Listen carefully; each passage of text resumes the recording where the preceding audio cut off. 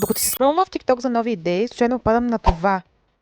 И си казах, защо не убия последните ми нервни клетки, които са останали? Килим от играчки е на лице, но мен нищо не може да ме спре. Превръщам се в пепе сладка и дори съм си сложила престилката на обратно. Но това не е грешка. Против уроки е.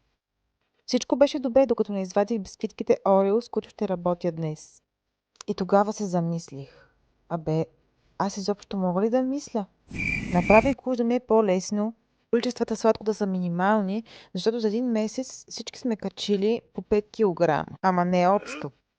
Всички чуят ли торта около мен бягат. Знаете, сега януари всички са на диета.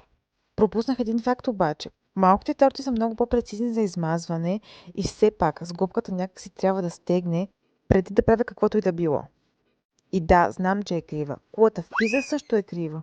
Но на атракция, нали? Нещото, което ми се искаше да контролирам е времето. И дегустатори. Нямам. Искам да експериментирам постоянно, но и двете не ми стигат. Но хайде без оправдания. Една от целите ми за миналата година беше да достигна до 10 000 последователи тук в TikTok и за съжаление не успях.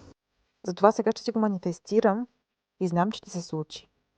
Последвайте ме и благодаря на всеки един от вас.